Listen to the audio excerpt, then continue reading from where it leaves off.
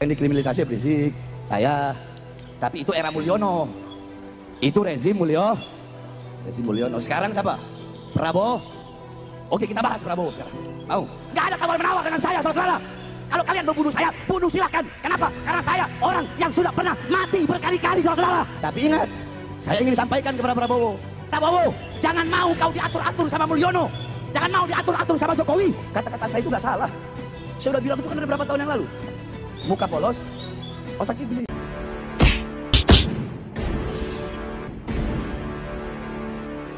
Assalamualaikum warahmatullahi wabarakatuh. Om Swastiastu, Namo Buddhaya, salam kebajikan.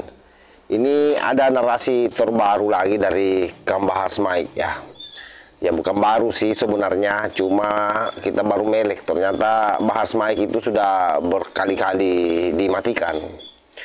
Ini pengakuannya sendiri ya, dalam satu ceramah di mana Bahar mencoba membuat gonjang-ganjing lagi negeri ini dengan membenturkan antara Pak Jokowi dan Pak Prabowo.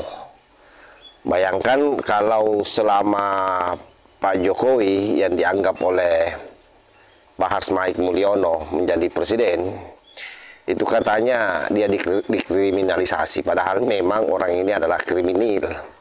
Jadi orang yang ngaku ulama, ngaku cucu Rasulullah, tapi kerjanya kriminal. Nah, ini si Bahar ini. Dan songonya itu juga dia tidak takut sama Prabowo katanya, karena dia sudah berkali-kali mati. Kapan ya Bahar Smaiq itu mati? Padahal kita sendiri tidak pernah mendengar informasinya.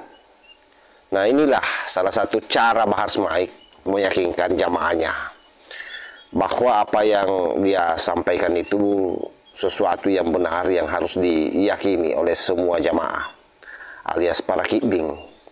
Karena yang menjadi jamaahnya ya pasti kibing-kibingnya saja.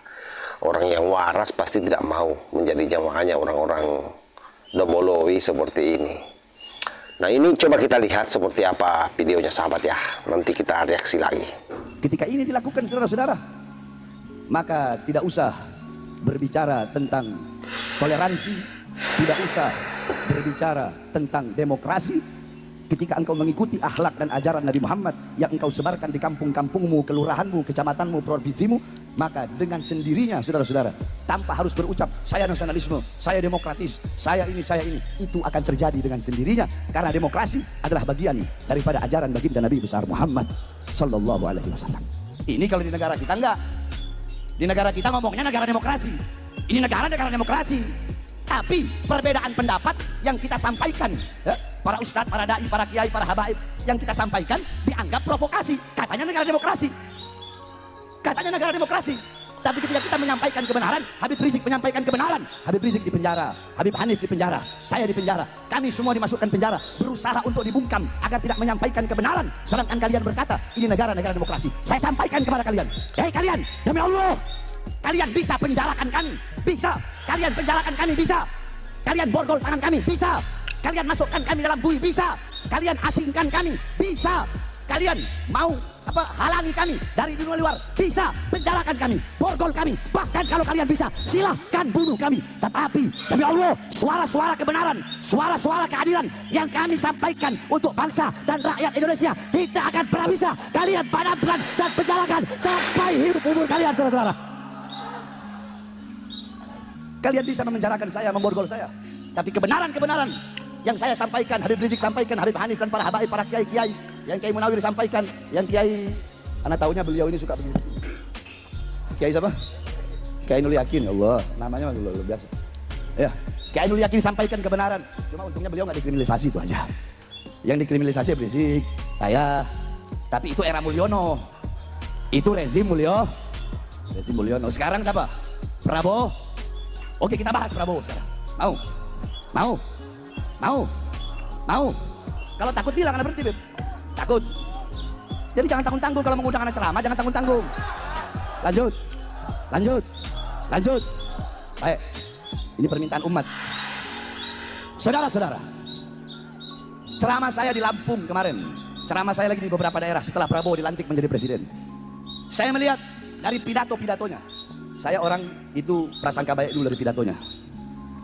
Dari pidatonya Prabowo berkata, Tidak boleh rakyat yang melayani pemimpin, tapi pemimpin yang harus melayani rakyat. Bagus nggak? Bagus nggak? Dukung nggak? Dukung nggak? Kemudian ada lagi, Prabowo berkata setelah dilantik, tidak ada yang kebal hukum. Bagus nggak? Bagus nggak? Bagus nggak? Prabowo berkata, kalau tidak mau bekerja, silakan keluar dari kabinet saya. Bagus nggak? Bagus nggak? Bagus nggak? Jadi Prabowo ingin menegakkan hukum yang adil, tajam di atas, tajam di bawah. Nah, kebijakan-kebijakan yang baik seperti ini wajib untuk kita dukung. Jadi kalau ada yang baik, ya kita bilang baik. Kalau ada yang nggak baik, ya kita bilang nggak baik. Selesai, gampang. Bahar bin Smith itu. Bahar bin Smith ada yang benar, ya dia bakal bilang benar. Salah, dia bakal bilang salah. Nggak ada tawar-menawar dengan saya, saudara-saudara. Kalau kalian membunuh saya, bunuh silakan. Kenapa? Karena saya orang yang sudah pernah mati berkali-kali, saudara-saudara. Belum mau hampir 2 bulan, semua koruptor-koruptor dibabat sama Prabowo. Bagus nggak? Bagus nggak? Kepedulian Prabowo kepada Palestina, bagus nggak? Bagus nggak? Bagus. Bahkan nanti ini acara reuni 212 dipermudah ketika masa pemerintahan Prabowo dibandingkan dengan rezimnya Mulyono. Betul? Bagus nggak? Tapi ingat, saya ingin sampaikan kepada Prabowo, kalau memang tidak ada yang kebal hukum, maka jangan tebang pilih dalam masalah korupsi. Jangan yang kau masukkan hanya orang-orang yang berlawanan dengan politikmu, orang-orang yang berlawanan dengan kekuasaanmu. Ketika ada orang berlawanan dengan kekuasaanmu, kau masukkan. Sedangkan berapa banyak orang-orang Mulyono yang korupsi di kabinetmu, namun engkau biarkan. Adil tidak? Adil tidak? Adil tidak? Jadi kalau Prabowo konsisten dengan omongannya, babat rata semua. Kami rakyat ada di belakang untuk mendukungmu, membabat rata, memiskinkan, bahkan kalau bisa matikan koruptor di Indonesia, saudara. Tapi jangan hanya tebang pilih.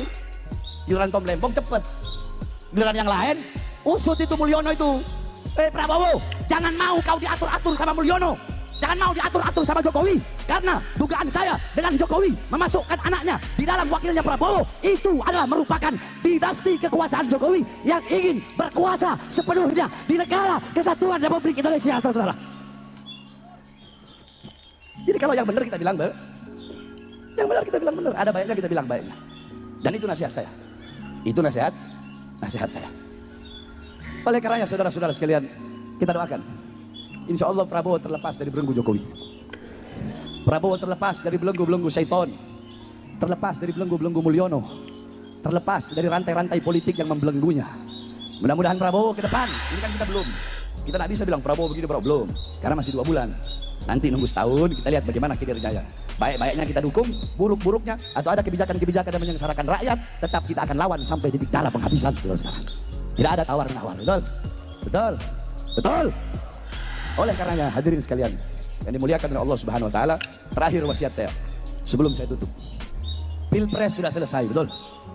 Pilkada sudah selesai serentak di Indonesia, betul? Jadi jangan hanya gara-gara pilkada, jangan hanya gara-gara pilpres, ustadz sama ustadz berantem. Banyak ya, gara-gara pilkada, gara-gara pilpres, ustadz sama ustadz, kiai sama kiai berantem, habib sama habib berantem, ormas sama ormas berantem.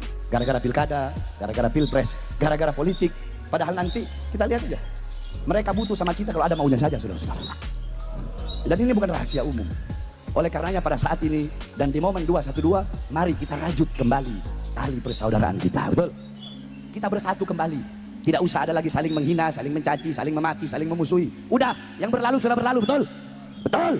Ke depan kita pererat ukhuwah kita sesama pertama, ukhuwah watoniyah, ukhuwah sesama bangsa. Kita bersatu sesama bangsa walaupun beda agama. Yang Kristen, yang Buddha, yang Hindu, yang Katolik, ya, walaupun kita tidak satu agama, tapi kita disatukan dengan satu kesatuan, satu bendera merah putih, satu Garuda Pancasila, satu Bhinneka Tunggal Ika, satu negara kesatuan Republik Indonesia. Yang kedua, ayo sekarang kita pererat persaudaraan sesama Islam, sesama umat Islam, apapun mazhabnya, apapun torikohnya, apapun bendera-bendera majelis taklimnya, apapun berbeda warna-warna bendera-bendera majelis, kita disatukan dengan bangsa Sayyidina Muhammad. Kita disatukan dengan bangsa Sayyidina Muhammad. Kita disatukan dengan umat Sayyidina Muhammad. Sedangkan umat Sayyidina Muhammad tidak akan bertekuk lutut kepada siapapun, saudara-saudara. Tidak akan. Umat Nabi Muhammad tidak akan pernah bertekuk lutut di hadapan siapapun. Yang kedua. Yang ketiga, kita bersatu sesama kawan seperjuangan, betul? Mungkin kemarin ada yang terpisah, ada yang berbeda pendapat. Sekarang sudah selesai. Ayo para ustadz, para kiai, para habaib, semuanya kembali kita bersatu untuk sama-sama kita menjaga agama Islam yang kita cintai dan menjaga kesatuan negara Republik Indonesia. Saudara-saudara sekalian yang dimuliakan oleh Allah Subhanahu wa taala. Beberapa bulan ini ada banyak ancaman-ancaman kepada saya. Saya buka, ada banyak ancaman-ancaman kepada saya. Saya ingatkan kepada kalian yang mengancam-ancam saya. Saya Bahar bin Smith. Jiwa saya jiwa pejuang. Jiwa saya jiwa pejuang. Dimanapun diletakkan, tetap saya akan bertahan. Saya tidak peduli seberapa besar siksaan, ancaman, dan hukuman. Tetap saya tidak akan pernah tunduk kepada ketidakadilan. Tidak akan pernah tunduk kepada penguasa yang zalim. Tidak akan pernah tunduk kepada kemungkaran. Saya, Bahar bin Smith, akan berada di barisan paling depan. Membela bangsa, membela rakyat Indonesia. Walaupun tidak akan berhenti sampai mati. Tidak akan mundur. Walaupun saya harus hancur, saudara-saudara. Allahu Akbar. Indonesia merdeka. Merdeka. Merdeka. Merdeka. Allahu Akbar. Kita doakan agar Allah Subhanahu wa taala berikan kemudahan bagi Prabowo untuk bisa membawa bangsa dan negara Indonesia menuju negara yang makmur. Bukan makmur partainya. Jangan amin dulu, bukan makmur partainya. Bukan makmur kabinetnya. Bukan makmur partai-partai pengusungnya, bukan. Bukan makmur kimplesnya, bukan. Tetapi memakmurkan rakyatnya. Mensejahterakan rakyatnya, bisa menyatukan seluruh elemen-elemen bangsa dan elemen-elemen agama di negara kesatuan Republik Indonesia. Sekali lagi saudara-saudara, saya tegaskan bahwasanya Indonesia harus diselamatkan dari cawe-cawe Mulyono. Saya heran sama ini orang, kok nggak ada puas-puasnya sama kekuasaan? Muka polos otak iblis. Kan saya udah bilang itu dari berapa tahun yang lalu. Kata-kata saya itu nggak salah. Saya udah bilang itu kan ada berapa tahun yang lalu. Muka polos, otak iblis. Tenang, Beb. Nah, ini kelihatan ya bahwa pola komunikasi publik Bahar Smaik pada saat ceramah itu kurang lebih sama dengan Rizik Syihab. Kalau keluar dari rumah, termasuk cara-cara meyakinkan orang, bagaimana dia kelihatan tampil berani. Kelihatan juga tadi itu seolah-olah dia mengajak umat untuk bersatu. Tidak boleh lagi ada caci maki dan seterusnya. Padahal di videonya sendiri dia mencaci maki Pak Jokowi dan Pak Prabowo. Sekalipun ke Pak Prabowo-nya caci makinya itu ya biasalah, dibungkus dengan bahasa-bahasa yang diplomatis. Tapi kita pahamlah apa yang disampaikan oleh Bahar Smaik ini, karena ini di depan para pendukungnya yang goblok, ya pasti memang tidak akan sampai ke sana cara berpikirnya. Mereka masih menganggap bahwa Bahar Smaik ini adalah ulama, Bahar Smaik ini adalah cucu Nabi. Tapi itu terserah dia. Cuma kenapa penting ini saya sampaikan bahwa apa yang dilakukan Bahar ini adalah pembodohan, mencoba sebenarnya mengacak-ngacak perasaan masyarakat Indonesia, membakar emosinya, termasuk bagaimana mensolidkan para mukibing ini itu tadi dengan bahasa bahwa saya ini dikriminalisasi dan saya tidak takut, saya sudah berkali-kali mati. Coba bayangkan, itu cara mensolidkan para pasukannya. Dan mudah-mudahan sahabat bisa memahaminya ya, terutama para kibing agar bisa sadar kembali ke pangkuan NKRI. Saya kira hanya sekian yang saya sampaikan. Mudah-mudahan video pendek ini ada manfaatnya. Wallahul muwaffiq ila aqwamit thoriq. Wassalamualaikum warahmatullahi wabarakatuh.